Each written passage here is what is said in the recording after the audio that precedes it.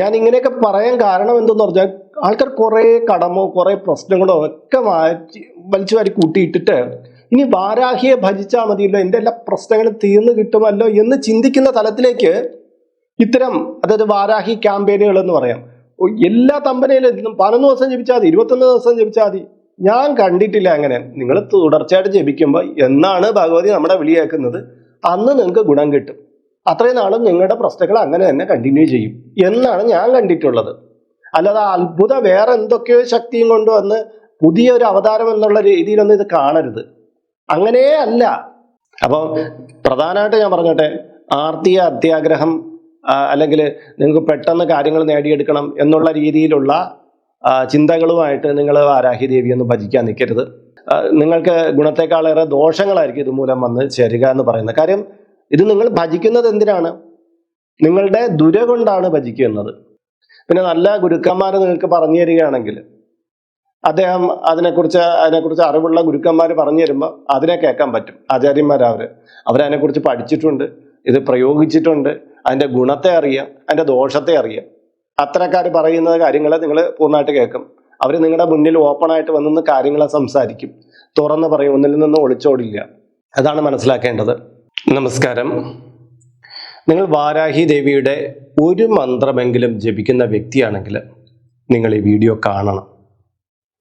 കാരണം എന്തെന്ന് പറഞ്ഞാൽ വാരാഹി ദേവിയുടെ മന്ത്രങ്ങളെക്കുറിച്ച് ഒരുപാട് അറിവുകൾ നമ്മുടെ ജനതയ്ക്കിടയിൽ ഇല്ല.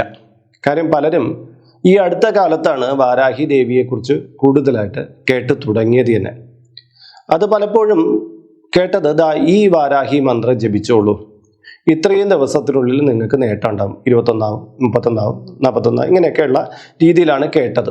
അങ്ങനെ കണ്ടറിഞ്ഞിട്ടാണ് പലരും ഈ വാരാഹി ദേവിയുടെ മന്ത്രം ജപിക്കാൻ തന്നെ ഇറങ്ങി തിരിച്ചത്. ഈ ദേവതയെക്കുറിച്ച് പൂർണ്ണമായ വിവരങ്ങളൊന്നും പലർക്കും ഇല്ല.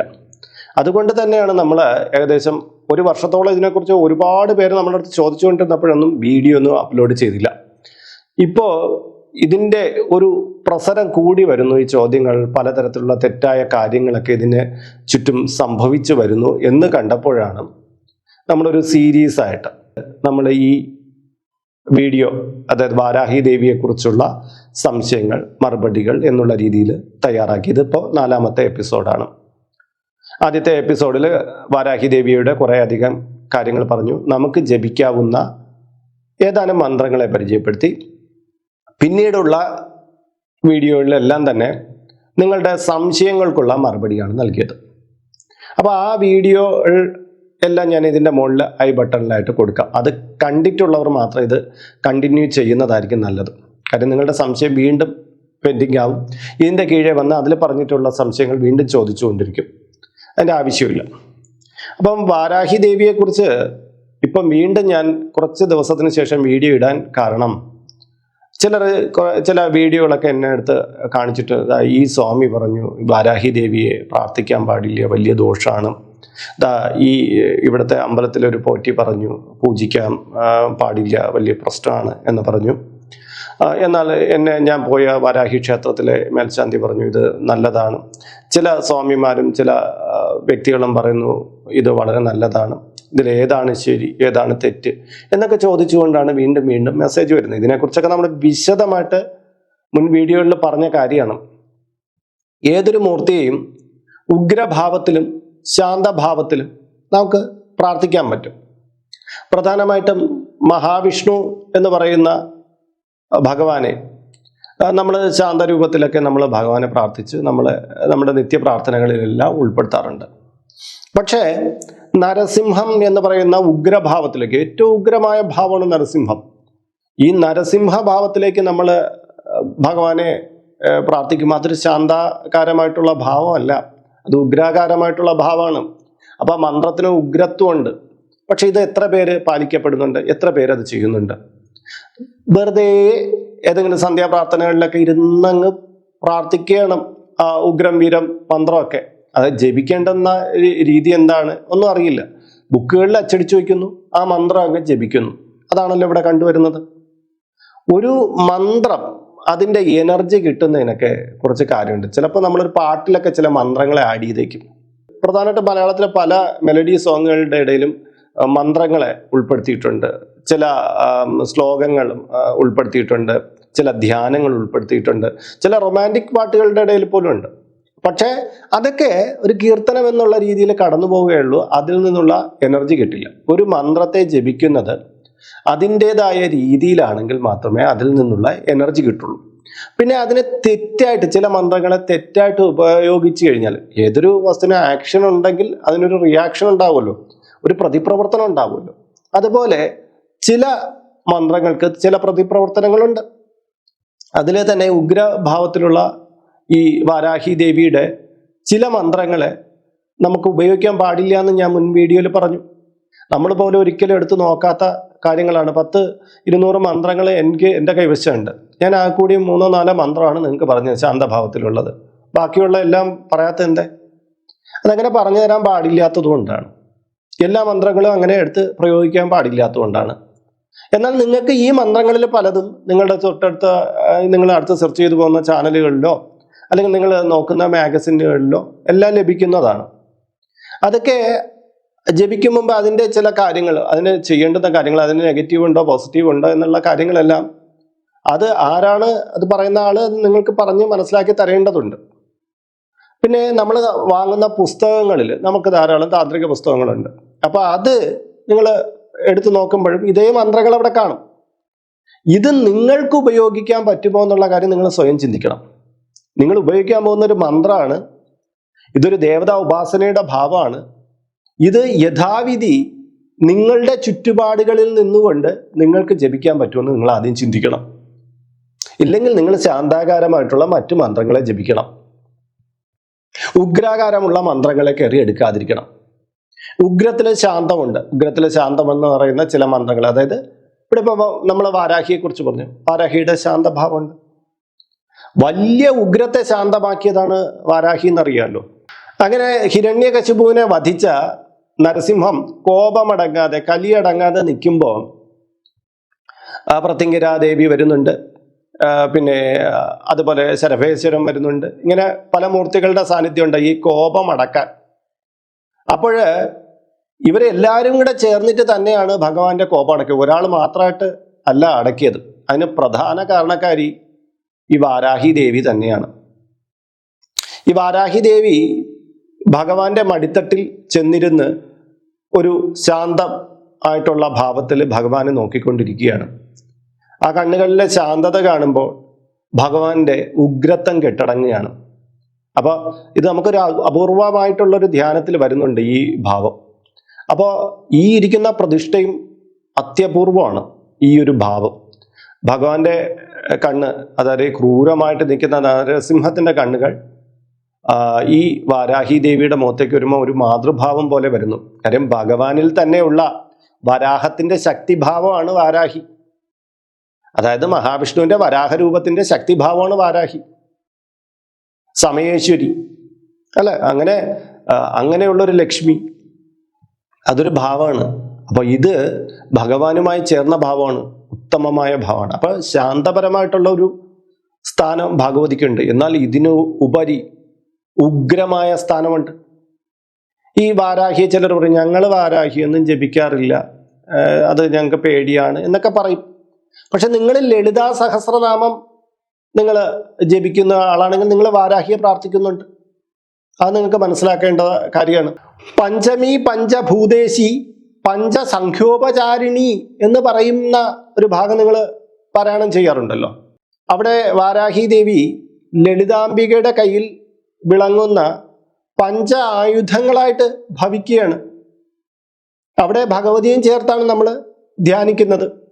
അതുമാത്രമല്ല, വിശുക്ര പ്രാണഹരണ വാരാഹി വീര്യനന്ദിത എന്ന് നമ്മൾ പാരായണം ചെയ്യുന്ന ആരെയാണ്? ഇതേ ഭഗവതിയെ തന്നെയാണ്. വിശുക്രൻ എന്ന് പറയുന്ന അസുരനെ വധിച്ച വാരാഹിയെ ഞാൻ വന്ദിക്കുന്നു എന്ന് നമ്മളവിടെ പറയുന്നുണ്ട്. കിരിചക്ര രഥാരൂഢ ദണ്ഡനാഥ പുരസ്കൃത എന്ന് നമ്മൾ വീണ്ടും പറയുന്നുണ്ട്. ഇവിടെയും ദണ്ഡനാഥയായ ഭഗവതിയെ, വാരാഹിയാണ് നമ്മൾ വന്ദിക്കുന്നത്. ഇതുപോലെ തന്നെ ദേവി മഹാത്മ്യം നമ്മൾ പാരായണം ചെയ്യണമെങ്കിൽ പോലും ഭഗവതിയെ വന്ദിച്ച് തന്നെയാണ് നമ്മൾ കടന്നു പോകുന്നത്. ഇതുകൊണ്ട് തന്നെ നമ്മൾ മനസ്സിലാക്കേണ്ടത്, നമ്മുടെ നിത്യജീവിതത്തിൽ നമ്മൾ മന്ത്രങ്ങൾ ജപിക്കുന്ന പലതിലും വാരാഹി എന്ന് പറയുന്ന ഊർജ്ജം അവിടെ കടന്നിട്ടുണ്ട്. അപ്പൊ വാരാഹി എന്ന് പറയുന്നത് നമുക്ക് ജപിക്കാൻ പാടില്ലാത്ത ഒന്നോ അല്ലെങ്കിൽ നമ്മുടെ എന്തോ പ്രത്യേകതകളുള്ള നമ്മുടെ വീടുകളിലൊക്കെ വന്നു കഴിഞ്ഞാൽ എന്തൊക്കെയോ പ്രയാസങ്ങൾ ഉണ്ടാകുന്ന എന്നൊക്കെയുള്ള തരത്തിൽ എന്തോ ഭയാനകമായ സംഭവമാണ് എന്നൊന്നും കരുതരുത്. ഭഗവതിയെക്കുറിച്ച് നിങ്ങൾക്ക് ഇത്രയും കാലം അധികം അറിവുണ്ടായിരുന്നില്ല. ഇപ്പോൾ ചില കാര്യങ്ങൾ നിങ്ങൾ പഠിച്ചു വരുന്നു എന്നുള്ളതേ ഉള്ളൂ. പക്ഷെ ഇവിടെ തെറ്റുകൾ സംഭവിക്കുന്നതെന്ന് പറഞ്ഞാൽ നമുക്ക് ഒരു കാര്യത്തെ ഉപയോഗിക്കേണ്ടതുണ്ട്. നിങ്ങൾക്ക് ഒരു പനിയോ മറ്റോ ഉള്ളപ്പോൾ പാരസെറ്റമോൾ 500 ഗ്രാം നിങ്ങൾക്ക് കഴിക്കാമെന്ന് ഡോക്ടർ പറയുമ്പോൾ നിങ്ങൾ 5000 കഴിക്കുന്നതെങ്കിൽ ഉണ്ടാകുന്ന പ്രശ്നം നോക്കൂ. 500 നിങ്ങളുടെ രോഗശമനത്തിന് കാരണം, 5000 ആകുമ്പോൾ നിങ്ങളുടെ ജീവൻ എടുക്കുന്ന കാര്യമാവും. അപ്പോൾ ഇതിന് ജപത്തിന്റെ രീതിയിലും ഇതിന്റെ ഭാവത്തിന്റെ രീതിയിലും എല്ലാം വ്യത്യാസമുണ്ട്. ചില മന്ത്രങ്ങൾ അങ്ങനെ ജപിക്കാൻ പാടില്ലാത്തവയുണ്ട്. അതൊക്കെ പണ്ട് ത്രികോണ കെട്ടുകളിൽ ഗ്രന്ഥങ്ങളിലാക്കി മാറ്റി വെക്കും, പഠിച്ചു പോലും വയ്ക്കില്ല. പിന്നീട് എന്തെങ്കിലും ആവശ്യമുള്ളപ്പോൾ മാന്ത്രികർ അത് അഴിച്ച് ആ സമയത്ത് ജപിച്ചിട്ട് വീണ്ടും അടക്കി വെക്കും, പഠിക്കില്ല.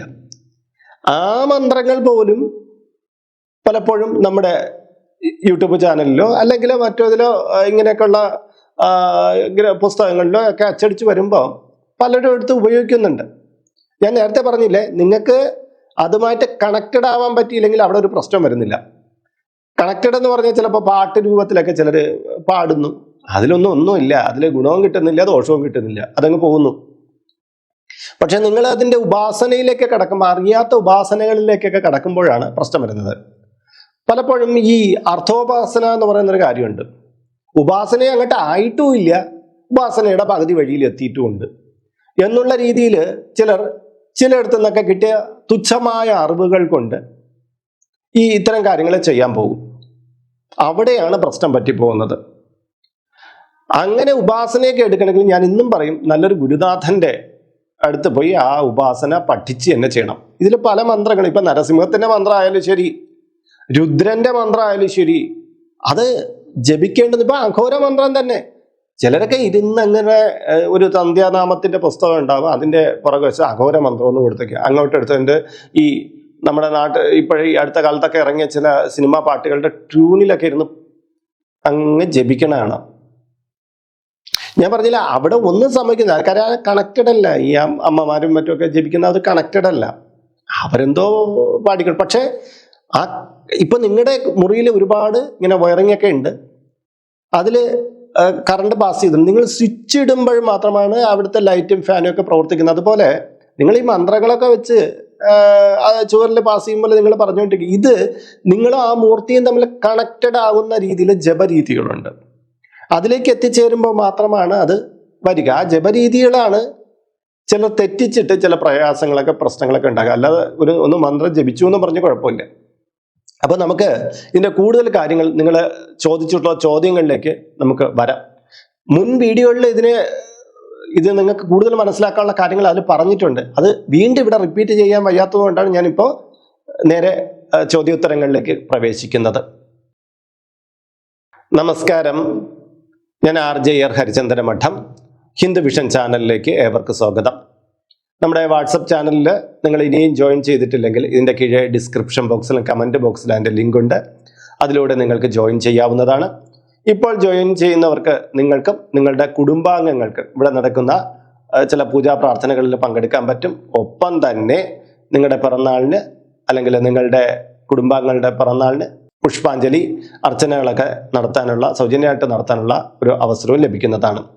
മാത്രമല്ല, ഈ വീഡിയോയുടെ കീഴെ കമൻറ്റ് ബോക്സിൽ നിങ്ങളുടെ പേര്, നിങ്ങളുടെ നക്ഷത്രം, നിങ്ങളുടെ വയസ്സ് ഇവ രേഖപ്പെടുത്തിയാൽ ഇവിടെ നടക്കുന്ന ചില പൂജാ പ്രാർത്ഥനകളിൽ നിങ്ങളെ ഉൾക്കൊള്ളിക്കാൻ പറ്റും. അതും കൂടി നിങ്ങൾ രേഖപ്പെടുത്തിയാൽ കുറച്ച് കാലത്തേക്ക്, അതായത് 1 മാസത്തേക്ക് നിങ്ങൾക്കത് അതിനെ പ്രയോജനപ്പെടുത്താം. കൂടുതലായിട്ട് വേണമെങ്കിൽ കൂടുതൽ വീഡിയോകളിൽ ഇങ്ങനെ പേരും വയസ്സും നക്ഷത്രവും രേഖപ്പെടുത്തുക എന്നുള്ളതാണ്. പിന്നെ ഈ വീഡിയോ, ഇത്തരം കണ്ടന്റുകൾ നിങ്ങൾക്ക് ഇഷ്ടമാണെങ്കിൽ ഇതൊന്ന് ലൈക്ക് ചെയ്തിട്ട് മുന്നോട്ട് പോകുക. കാര്യം നിങ്ങൾക്ക് ഇത്തരം വിഷയങ്ങൾ ഇഷ്ടമാണെങ്കിൽ മാത്രം ഞാൻ ഇത്തരം വീഡിയോ ചെയ്താൽ മതിയല്ലോ, അല്ലെങ്കിൽ വേറെ വിഷയങ്ങൾ ചെയ്യാമല്ലോ. അപ്പോൾ അതും കൂടി ചെയ്യുക. അപ്പോൾ നമുക്ക് ആദ്യത്തെ ചോദ്യത്തിലേക്ക് വരാം. ഒന്നാമത്തെ കാര്യം, തിരുമേനിയുടെ ചാനലിലല്ല മറ്റേതോ ചാനലിൽ കണ്ട ഒരു വാരാഹി മന്ത്രം ഞാൻ ജപിച്ചു പോരുന്നുണ്ട്. ഇന്നത്തേക്ക് 11 ദിവസമായി. പക്ഷേ ഇത് ജപിച്ചു തുടങ്ങിയപ്പോൾ എനിക്ക് വളരെയധികം പ്രയാസങ്ങളാണ് വന്നത്. എൻ്റെ ബിസിനസ്സിൽ ഒരുപാട് തകർച്ചകൾ കാണുന്നു.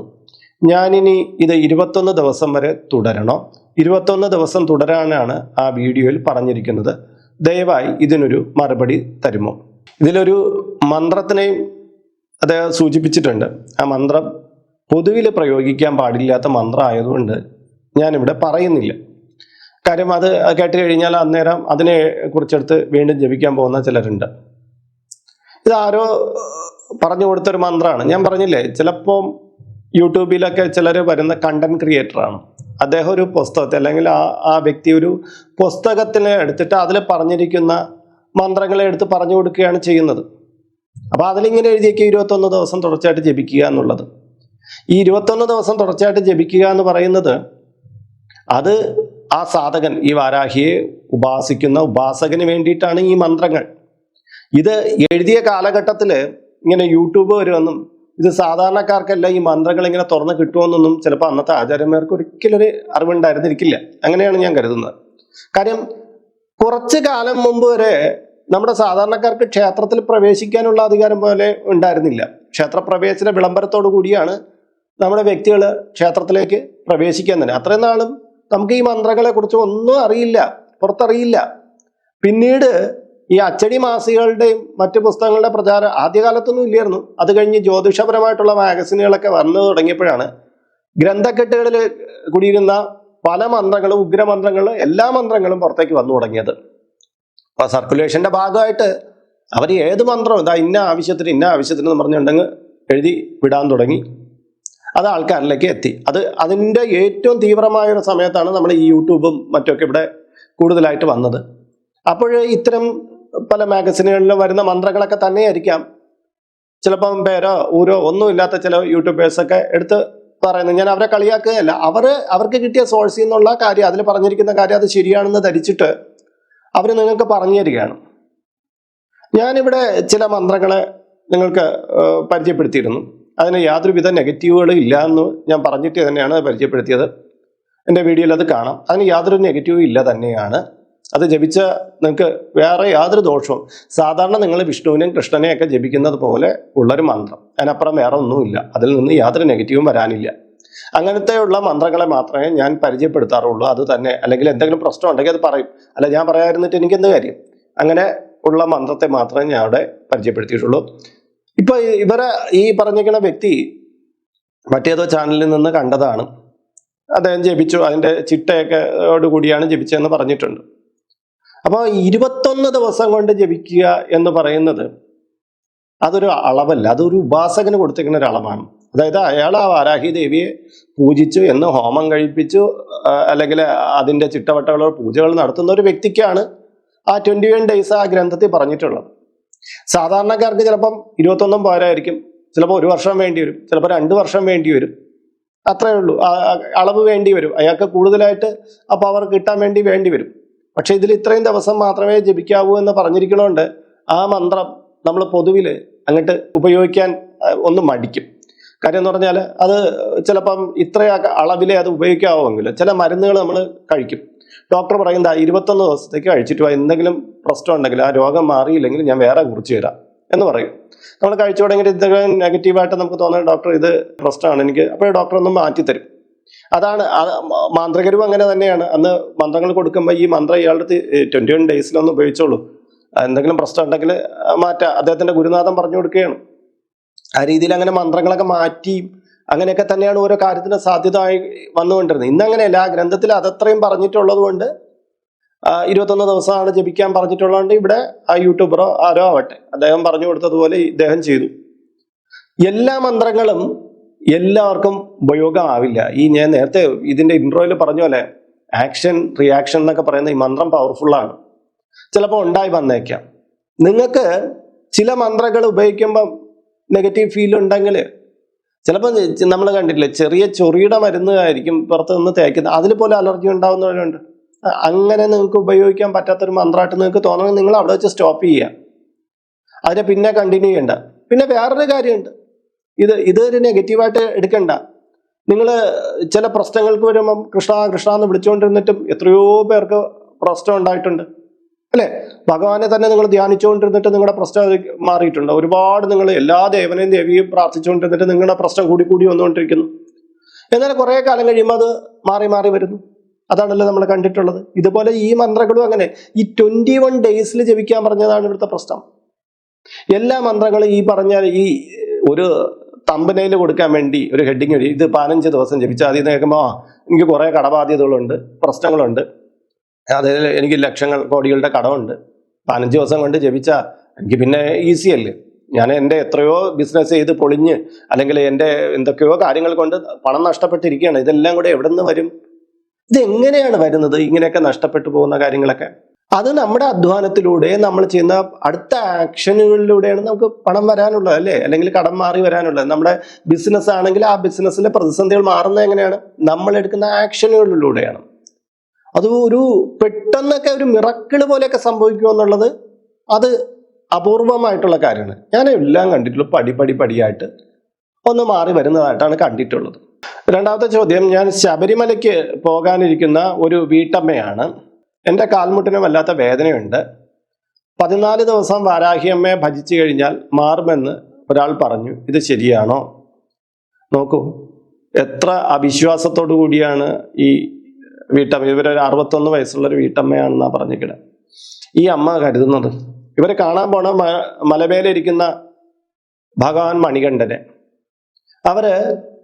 അവരുടെ മുട്ടുവേദന മാറ്റാൻ വാരാഹി ദേവിയെ പ്രാർത്ഥിക്കാൻ. ഇവർക്ക് എത്രത്തോളം ഈ വ്രതം എടുക്കുന്ന കാലയളവിൽ ഈ മണികണ്ഠ സ്വാമിയെ ഭക്തിയുണ്ട്? ഇവർക്ക് ഈ പ്രശ്നം മാറണമെങ്കിൽ ആ മണികണ്ഠ സ്വാമിയെ അടുത്ത് ചോദിച്ചാൽ പോരെ, ഈ അയ്യപ്പനെ പ്രാർത്ഥിച്ചാൽ പോരെ? ഇത് ഈ അടുത്ത കാലത്ത് വേറൊരു പെൺകുട്ടിയും ചോദിച്ചു, എനിക്ക് തിങ്കളാഴ്ച വ്രതം എടുക്കുമ്പം എനിക്ക് മുടക്കം വരുന്നു, വാരാഹി ദേവി പ്രാർത്ഥിച്ചു കഴിഞ്ഞാൽ എൻ്റെ ഈ തിങ്കളാഴ്ച വ്രതം മുടങ്ങാതിരിക്കുമോ? ഇതൊക്കെ എന്തോ വാരാഹി ദേവി എന്ന് പറഞ്ഞു കഴിഞ്ഞാൽ വേറെന്തോ സാധനമാണ് എന്നുള്ള രീതിയാണ് ഇവർ വിശ്വസിക്കുന്നത്. എന്ത് ഏതിനും വാരാഹി, ഈ ഉപ്പിടും പോലെ. ഒന്നുമല്ല, ഈ പരമശിവന് ചെയ്യാൻ പറ്റുന്ന കാര്യങ്ങൾ അത്ര പോലും ചിലപ്പോൾ വാരാഹി ദേവിയെ കൊണ്ട് പറ്റില്ല. അപ്പൊ തിങ്കളാഴ്ച വ്രതം എന്ന് പറയുന്ന കാര്യങ്ങൾ, ആ മുടക്കം, അത് സ്വാഭാവികമായിട്ട് വന്നതാണ്. അതിന് വാരാഹി ദേവിയെ കൂട്ടുപിടിച്ചിട്ട് വേണം ശിവന്റെ കാര്യം നടത്തിയെടുക്കാൻ. അതുപോലെ അയ്യപ്പസ്വാമിയുടെ കാര്യം, അതായത് നടയിലേക്ക് പോകാൻ അയ്യപ്പസ്വാമിയെ വിളിക്കാൻ വാരാഹിയെ വിളിച്ചിട്ട് മുട്ടുവേന മാറ്റിയിട്ട് അയ്യപ്പസ്വാമി എടുത്ത് പോകണം. ഇങ്ങനെ വിഡ്ഢിത്തരമായിട്ട് ഇത് എന്തിനാ കണ്ടറിയുന്നതെന്ന് എനിക്കൊരു പിടിയും കിട്ടുന്നില്ല. ഇങ്ങനെയുള്ള അന്ധവിശ്വാസപരമായിട്ടുള്ള ചോദ്യങ്ങൾ ദയവായിട്ട് ഹിന്ദുവിഷൻ ചാനലിന്റെ വാട്സപ്പിലേക്ക് അയക്കാതിരിക്കുക എന്നുള്ളതാണ് ഇവിടെ എനിക്ക് പറയാനുള്ളത്. മൂന്നാമത്തെ ചോദ്യം, ഞാൻ വാരാഹി ദേവിയുടെ മുദ്ര പിടിച്ച് പ്രാർത്ഥിക്കുന്നുണ്ട്. എൻ്റെ ജീവിതത്തിൽ വളരെയധികം ഗുണങ്ങളാണ് സംഭവിച്ചിട്ടുള്ളത്. ഇപ്പോൾ ചിലർ പറയുന്നു വാരാഹി ദേവിയുടെ മുദ്ര പിടിച്ച് പ്രാർത്ഥിക്കാൻ പാടില്ല, അത് പിൽക്കാലത്ത് ദോഷം ചെയ്യുമെന്ന്. ഇതിനെക്കുറിച്ച് എന്താണ് അഭിപ്രായം? നോക്കൂ, നിങ്ങൾ വാരാഹി ദേവിയുടെ എവിടെന്നോ നിങ്ങൾ ഓരോ ഗുരുനാഥനിൽ നിന്ന് പഠിച്ച് ആ മുദ്ര പ്രാക്ടീസ് ചെയ്യുന്നു, അതിൽ നിന്ന് നിങ്ങൾക്ക് ഗുണങ്ങളും കിട്ടുന്നുണ്ട്, നിങ്ങളത് തുടർന്ന് വരുന്നുണ്ട്. അപ്പോൾ ഗുരുനാഥൻ പറഞ്ഞാണ് ഇത് എത്ര കാലം തുടരണം, ഇതെങ്ങനെയാണ് എന്നുള്ള കാര്യങ്ങളൊക്കെ അദ്ദേഹം പറഞ്ഞു തന്നു കാണും. മുദ്രയൊക്കെ പിടിക്കുമ്പോൾ അങ്ങനെ തന്നെയാണ്, അത് ഗുരുനാഥൻ വ്യക്തമായിട്ട് പറഞ്ഞു തരും. ഓരോരുത്തർക്കും ഓരോ തരത്തിലായിരിക്കും അത് പറഞ്ഞു തരും. ആ ഒരു കാലയളവ് വഴിക്ക് ചെയ്യണമെന്ന് പറയും. ഇനി ഇത് ഇത്രയും കാലം കഴിഞ്ഞ് ഇത് വേണ്ട എന്ന് പറയും. ചിലയിടത്ത് കണ്ടിന്യൂ ചെയ്യാൻ പറയും. അത് ആ ഗുരുനാഥൻ നിർദ്ദേശിക്കുന്ന പോലെയാണ്. നിങ്ങളുടെ ഗുരുനാഥൻ എന്താണ് പറഞ്ഞു തന്നിട്ടുള്ളത് അതുപോലെ നിങ്ങൾ ചെയ്യുക. പിന്നെ മനുഷ്യജീവിതം ആകുമ്പം പ്രശ്നങ്ങളും ഉണ്ട്, കോട്ടങ്ങളും ഉണ്ട്. അതായത് നമ്മളിപ്പം ഏതൊരു ദൈവത്തെ ആയാലും ഇപ്പം ലോകേശനായ മഹാദേവനെ പ്രാർത്ഥിച്ചുകൊണ്ടിരിക്കുമ്പോഴും നമുക്ക് ചിലപ്പോൾ നെഗറ്റീവുകൾ വരും. ജീവിതത്തിന്റെ ഭാഗം തന്നെയാണ് ഗുണങ്ങളും ദോഷങ്ങളും വരിക. നിങ്ങൾ ഈ മുദ്ര പിടിച്ച് പ്രാർത്ഥിച്ചുകൊണ്ടിരിക്കുമ്പോഴും നിങ്ങളുടെ ജീവിതത്തിൽ ചില പ്രശ്നങ്ങളൊക്കെ വരും. ഈ പ്രശ്നങ്ങൾ വന്നാൽ അതിനെ അതിജീവിക്കാനും ഈ ജപത്തിലൂടെ സാധിക്കുക. അല്ലാതെ നിങ്ങൾക്ക് ഇത് ചെയ്തു കഴിഞ്ഞാൽ ജീവിതത്തിൽ എന്നും പിന്നെ അങ്ങോട്ട് വച്ചടി കയറ്റുമെന്നൊന്നും കരുതരുതേ. ഇത് സാധാരണ നമ്മൾ വ്യക്തികൾ ജപിക്കും പോലെ ജപിച്ചു പോകേണ്ടുന്ന മന്ത്രം തന്നെയാണ് കേട്ടോ. അല്ലാതെ അതിന് ആ ഗുരുപദേശം നന്നായിട്ട് കിട്ടുക. ഇതിനെക്കുറിച്ച് ആദ്യമേ ചോദിച്ച് മനസ്സിലാക്കി, ഇതുകൊണ്ട് എന്തെങ്കിലും നെഗറ്റീവ് ഉണ്ടോ എന്ന് ചോദിച്ച് മനസ്സിലാക്കി വെക്കുക. അതാണ് പ്രധാനം. പിന്നെ ചിലർ കണ്ടിട്ടില്ല, ഇനിയിപ്പം ഞാൻ നേരത്തെ പറഞ്ഞു തന്ന മന്ത്രം അതിൽ ഒരു നെഗറ്റീവ് ഇല്ല എന്ന് പറയുന്നുണ്ട്. പക്ഷെ അത് ജപിച്ചു തുടങ്ങിയതിന് ശേഷം ചിലർ പറയും, തിരുമേനി എനിക്കത് ജപിച്ചു തുടങ്ങിയ ശേഷം എൻ്റെ ജോലിയിൽ പ്രശ്നങ്ങളുണ്ട്, ഇതിനെ തടസ്സപ്പെട്ടു പോയി എന്നൊക്കെ പറയും. അത് സ്വാഭാവികമാണ്. ഒരു വ്യക്തിയുടെ ജീവിതത്തിൽ ഈ മന്ത്രം ജപിക്കുന്ന എല്ലാവർക്കും എല്ലാം കിട്ടുമെന്ന ഒരു ഗ്യാരണ്ടി ഒന്നും ഈ മന്ത്രം ഇല്ല. അതിനാണ് ഞാൻ നേരത്തെ പറഞ്ഞ കണക്ഷൻ എന്ന് പറയുന്നത്. നിങ്ങൾ മന്ത്രം ജപിച്ചു കൊണ്ടിരിക്കുമ്പോൾ ഈ ദൈവവുമായിട്ടൊരു കണക്ഷൻ ഉണ്ടാവണം. നേരത്തെ ഞാൻ സംഗീതത്തിന് പാട്ടിന്റെ കാര്യമൊക്കെ പറഞ്ഞത് എങ്ങനെയാണ്, നിങ്ങളിങ്ങനെ ധ്യാനിച്ചുകൊണ്ടിരിക്കുമ്പോൾ നിങ്ങളിൽ നിന്നുണ്ടാകുന്ന ഊർജം ആ ദേവസങ്കല്പം, അത് ഏത് മൂർത്തിയാവട്ടെ, ആ മൂർത്തിയായിട്ട് വിലയം ചെയ്യുന്നത് വരെ നിങ്ങൾ ജപിക്കുന്ന ഒരിടത്തും എത്തുന്നില്ല. നിങ്ങളുടെ പ്രശ്നങ്ങളോ പ്രതിസന്ധികളോ അവിടെ ഉണ്ട്. ചിലർക്ക് 100 ദിവസം ജപിക്കും, ചിലർക്ക് 1000 ദിവസം ജപിക്കും, ചിലർക്ക് 16 ദിവസം ജപിച്ചാലും ചിലപ്പോൾ ഇത് കിട്ടിയില്ല എന്ന് വരും. ചില വ്യക്തികൾക്ക് നന്നായിട്ട് ജപിക്കും, 1-2 ദിവസം കൊണ്ട് ഈ ബന്ധം കിട്ടും. അവർക്ക് പെട്ടെന്ന് കാര്യസാധ്യങ്ങളെല്ലാം നടക്കുന്നു. കാര്യസാധ്യങ്ങൾ നടന്നു എന്ന് പറഞ്ഞിട്ട് എന്നും ഈ ബന്ധം ഇങ്ങനെ നിലനിർത്താൻ ചിലർക്ക് പറ്റിയില്ല. കുറെ കാലം കഴിയുമ്പോൾ ഇതൊക്കെ കട്ടായിപ്പോവും. അപ്പൊ പിന്നെ അവരുടെ ജീവിതത്തിൽ ചില പ്രയാസങ്ങളൊക്കെ ഉണ്ടായി വരും. ഇതാണ് സ്വാഭാവികമായിട്ട് മനസ്സിലാക്കുക. അല്ല, ജപിക്കുന്ന എല്ലാവർക്കും അപ്പോഴും ഇത് കിട്ടും, ഗുണം കിട്ടുമെന്നും പറഞ്ഞുകൊണ്ട് നിങ്ങൾ ഒരു ദേവതയും, ഒറ്റ ദേവതയും ഭജിക്കാൻ വേണ്ട. വാരാഹി എന്നല്ല, ഏതൊരു ദേവതയും ഭജിക്കാൻ വേണ്ട.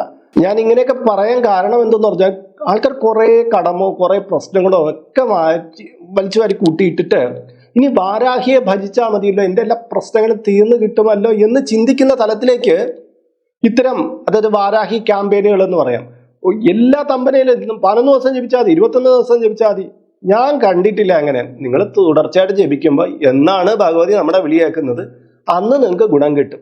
അത്രയും നാളും നിങ്ങളുടെ പ്രശ്നങ്ങൾ അങ്ങനെ തന്നെ കണ്ടിന്യൂ ചെയ്യും എന്നാണ് ഞാൻ കണ്ടിട്ടുള്ളത്. അല്ലാതെ അത്ഭുത വേറെ എന്തൊക്കെയോ ശക്തിയും കൊണ്ടുവന്ന് പുതിയൊരു അവതാരം എന്നുള്ള രീതിയിലൊന്നും ഇത് കാണരുത്. അങ്ങനേ അല്ല. പിന്നെ കുറെ പേര് ഇതിനെ ഭയപ്പെടുത്തായിരിക്കും. അതായത് അയ്യോ ഇത് ജപിക്കാൻ പാടില്ല, അതാണ് അത് കുറെ പേര് അങ്ങനെ നെഗറ്റീവ് പറഞ്ഞിട്ട് അവിടെയും ആൾക്കാരെ പാനിക് ആക്കിയിട്ട് അവരുടെ വീഡിയോസിന്റെ ഒക്കെ വ്യൂസ് കൂട്ടും. ഉഗ്രഭാവവും ശാന്തഭാവത്തെയും കുറിച്ച് മനസ്സിലാക്കിയാൽ നിങ്ങൾക്ക് ഇതെല്ലാം വ്യക്തമാകുന്നതാണ്. ഇനി അടുത്തൊരു ചോദ്യമാണ്, വാരാഹി ദേവിയുടെ ഒരു ചിത്രം ഞാൻ ഇന്റർനെറ്റിൽ നിന്ന് ഡൗൺലോഡ് ചെയ്ത് ഫ്രെയിം ചെയ്ത് വച്ചിട്ടുണ്ട്. മറ്റ് ദേവീ ദേവന്മാരുടെ കൂട്ടത്തിലാണ് ഇത് വച്ചിരിക്കുന്നത്. പക്ഷേ അത് വച്ച് പ്രാർത്ഥിച്ച് തുടങ്ങിയ ദിവസം മുതലേ എനിക്ക് എന്തൊക്കെ അപശകുനം പോലെ തോന്നുന്നു. ഇത് എന്തോ ഉൾഭയമൊക്കെ എനിക്ക് ഉള്ളിൽ തോന്നുന്നു. ഇത് വയ്ക്കാമോ, ഒന്ന് പറഞ്ഞു തരണേ. ഇതിന് മറുപടി ഞാൻ അവർക്ക് വാട്സപ്പിലൂടെ കൊടുത്തതാണ്, എങ്കിലും ഞാനിത് മറുപടി പറയുകയാണ്. നിങ്ങൾക്ക് നിങ്ങളുടെ വീട്ടിലൊരു ദേവതാ ചിത്രം വയ്ക്കണമെങ്കിൽ നിങ്ങളെ ഭയപ്പെടുത്താത്ത ഒന്നായിരിക്കണം. അത് നരസിംഹത്തിന്റെ ആയാലും ഹനുമാന്റെ ആയാലും ഭദ്രകാളിയുടെ ആയാലും ആരുടെ ആയാലും ശാന്താകാരത്തിലുള്ള ചിത്രങ്ങൾ നിങ്ങൾ വയ്ക്കാൻ ശ്രമിക്കണം. നിങ്ങൾക്ക് ഇനി ശാന്താകാരത്തിലിരിക്കുമ്പോഴും ഒരു ചിത്രം കാണുമ്പോൾ നിങ്ങൾക്ക് ഭയപ്പാടുണ്ടാകണമെങ്കിൽ അതങ്ങ് മാറ്റി വെക്കണം. എല്ലാവരുടെയും മനസ്ഥിതി ഒരുപോലെ ആയിരിക്കില്ല. ചിലർക്ക് ചില ദുർബലമായ മനസ്ഥിതികളുണ്ട്. ചില പ്രത്യേക ചിത്രങ്ങളോ ചില പ്രത്യേക ഭാവങ്ങളെ കുറിച്ചൊക്കെ കേൾക്കുമ്പോൾ അവർക്ക് ഭയങ്കര ഭയപ്പാടുണ്ടാകും. ഇളകിയ മനസ്ഥിതിയാണ്. അവരൊന്നും ഇത് വെച്ച് പ്രാർത്ഥിക്കരുത്. അത് ഏത് ദൈവങ്ങളുടെ കാര്യത്തിലായാലും ശരി, നിങ്ങൾ ഭയത്തിലോ പാപബോധത്തിലോ പെട്ട് ഒരു ചിത്രവും അല്ലെങ്കിൽ വേറെ ധ്യാനമോ ഒരു മന്ത്രമോ ഒന്നും ജപിക്കാൻ പാടില്ല. അത് ഗുണത്തെക്കാളേറെ ദോഷം ചെയ്യും. അപ്പോൾ ഇന്നത്തെ വീഡിയോ ഇവിടെ പൂർണ്ണമാവുകയാണ്. ഈ വീഡിയോയിലൂടെ കുറേ അധികം കാര്യങ്ങൾ ഞാൻ പറഞ്ഞു. ഇനി അടുത്ത് ഫൈനലിൽ പറയാനുള്ളത്, ഇതിൽ ഞാൻ പറഞ്ഞ ചില മന്ത്രങ്ങൾ ഒഴിച്ചും വേറെ കുറേ മന്ത്രങ്ങളുമായിട്ട് അതിൻ്റെ സംശയം തീർക്കാം, ഇതിൻ്റെ സംശയം തീർക്കാം എന്ന് പറഞ്ഞുകൊണ്ട് നിങ്ങൾ വരുന്നുണ്ട്. ദയവായിട്ട് അത്തരം, എനിക്കും അറിയാം 10-200 മന്ത്രം, അതെല്ലാം നിങ്ങൾക്ക് പറഞ്ഞു തരാത്ത കാര്യം എന്താണ്? അതൊന്നും അങ്ങനെ പറഞ്ഞു കൊടുക്കാൻ പറ്റുന്ന മന്ത്രങ്ങളല്ല. നിങ്ങൾക്ക് കിട്ടിയ മന്ത്രത്തെക്കുറിച്ച് കൂടുതലായിട്ട് സ്റ്റഡി ചെയ്തിട്ട്, ഇപ്പം നിങ്ങൾക്കൊരു യൂട്യൂബ് ചാനലിൽ കൂടെ തന്നെങ്കിൽ അയാൾക്ക് നിങ്ങളുടെ അത്ര അറിവുണ്ടാവുള്ളൂ. അയാൾക്ക് ഏതോ ഗ്രന്ഥത്തിൽ നിന്ന് കിട്ടിയതായിരിക്കും, അയാളത് പറഞ്ഞു തന്നു, ആ ഗ്രന്ഥത്തിൽ എഴുതി വെച്ചേക്കണം, അതേപോലെ നിങ്ങൾക്ക് കിട്ടിയിരിക്കുന്നു എന്ന് മാത്രമേ ഇതായിരിക്കാവൂ. ഒരു വ്യക്തി വന്നിരുന്ന് അയാളത് പറഞ്ഞു തന്നു, വേറെ ഏതോ യൂട്യൂബ് ചാനലിൽ അയാൾ പേരും ഊരുമൊന്നും ഇല്ല, അയാൾ പറഞ്ഞു തന്നു എന്ന് പറഞ്ഞാൽ അയാൾക്ക് എവിടെ ഒരു ഗ്രന്ഥത്തിൽ കണ്ട കാര്യം അയാൾ ഇവിടെ അതേപടി കോപ്പി ചെയ്ത് വെച്ചേക്കണു. അയാൾക്ക് അതിന് മേലെ വലിയ ഉത്തരവാദിത്വമൊന്നും കാണില്ല. മനസ്സിലാക്കണം. ആ രീതിയിലാണ് ഇത് കാണും. ഏതൊരു മന്ത്രമോ നിങ്ങളുടെ ചുറ്റുപാട് കിട്ടുന്ന ഏത് മന്ത്രമോ അങ്ങനെ തന്നെയാണ് കാണേണ്ടത്. പിന്നെ നല്ല ഗുരുക്കന്മാർ നിങ്ങൾക്ക് പറഞ്ഞു തരികയാണെങ്കിൽ അദ്ദേഹം അതിനെക്കുറിച്ച് അറിവുള്ള ഗുരുക്കന്മാർ പറഞ്ഞു തരുമ്പോൾ അതിനെ കേൾക്കാൻ പറ്റും. അവരതിനെക്കുറിച്ച് പഠിച്ചിട്ടുണ്ട്, ഇത് പ്രയോഗിച്ചിട്ടുണ്ട്, അതിൻ്റെ ഗുണത്തെ അറിയാം, അതിൻ്റെ ദോഷത്തെ അറിയാം. അത്തരക്കാർ പറയുന്ന കാര്യങ്ങളെ നിങ്ങൾ പൂർണ്ണമായിട്ട് കേൾക്കും. അവർ നിങ്ങളുടെ മുന്നിൽ ഓപ്പണായിട്ട് വന്ന് കാര്യങ്ങളെ സംസാരിക്കും, തുറന്ന് പറയും, ഒന്നിൽ നിന്നും ഒളിച്ചോടില്ല. അതാണ് മനസ്സിലാക്കേണ്ടത്. അപ്പോൾ പ്രധാനമായിട്ട് ഞാൻ പറഞ്ഞോട്ടെ, ആർത്തിയ അത്യാഗ്രഹം അല്ലെങ്കിൽ നിങ്ങൾക്ക് പെട്ടെന്ന് കാര്യങ്ങൾ നേടിയെടുക്കണം എന്നുള്ള രീതിയിലുള്ള ചിന്തകളുമായിട്ട് നിങ്ങൾ വാരാഹി ദേവിയൊന്നും ഭജിക്കാൻ നിൽക്കരുത്. നിങ്ങൾക്ക് ഗുണത്തെക്കാളേറെ ദോഷങ്ങളായിരിക്കും ഇതുമൂലം വന്ന് ചേരുക എന്ന് പറയുന്നത്. കാര്യം ഇത് നിങ്ങൾ ഭജിക്കുന്നത് എന്തിനാണ്? നിങ്ങളുടെ ദുര കൊണ്ടാണ് ഭജിക്കുന്നത്. അല്ല, ദേവിയുമായിട്ട് സാമീപ്യപ്പെട്ട ആ ദേവിയുടെ ഭക്തനായി മാറി ആ ദേവി കനിഞ്ഞരുളുന്നതല്ല നിങ്ങൾ എടുക്കുന്നത്. നിങ്ങൾ ചോദ്യകർത്താവുകയാണ് അവിടെ ചെയ്യുന്നത്. നിങ്ങളുടെ പ്രശ്നം മാറ്റാൻ വേണ്ടി മാത്രം, കാര്യസാധ്യത്തിന് വേണ്ടി മാത്രം നിങ്ങൾ ഓടിച്ചെല്ലുകയാണ്. അതൊരിക്കലും നല്ല കാര്യമല്ല. അപ്പോൾ ഇന്നത്തെ വീഡിയോ ഇവിടെ പൂർണ്ണമാകുകയാണ്. ഇതുമായി ബന്ധപ്പെട്ട നിങ്ങളുടെ അഭിപ്രായങ്ങൾ, നിർദ്ദേശങ്ങൾ ഇതിന്റെ കീഴെ കമന്റ് ബോക്സിൽ രേഖപ്പെടുത്തുക. ഇതിൽ കാണുന്നത് എൻ്റെ വാട്സപ്പ് നമ്പറാണ്. ജ്യോതിഷ സംബന്ധമായ, പൂജാ സംബന്ധമായ അപ്പോയിന്റ്മെന്റിനാണ് നൽകിയിരിക്കുന്നത്. നേരിട്ട് വിളിച്ചു കഴിഞ്ഞാൽ കിട്ടുകയില്ല. നിങ്ങളുടെ പേര്, നിങ്ങൾ ഇപ്പോൾ താമസിക്കുന്ന സ്ഥലം എവിടെയാണ്, അതും കൂടി രേഖപ്പെടുത്തി വാട്സപ്പിലൂടെ മെസ്സേജ് ചെയ്യുക. അഡ്മിൻ ഒരു മാർഗ്ഗനിർദ്ദേശം നൽകുന്നതാണ്. ആ മാർഗ്ഗനിർദ്ദേശം അനുസരിച്ച് അപ്പോയിന്റ്മെന്റ് എടുത്തിട്ട് വിളിക്കാവുന്നതാണ്. മറ്റൊരു വീഡിയോയിൽ മറ്റൊരു വിശേഷവുമായി വീണ്ടും കണ്ടുമുട്ടും വരെ എല്ലാവർക്കും നമസ്കാരം. നിങ്ങളുടെ സ്വന്തം RJ ഹരിചന്ദ്ര മഠം. നമസ്തേ.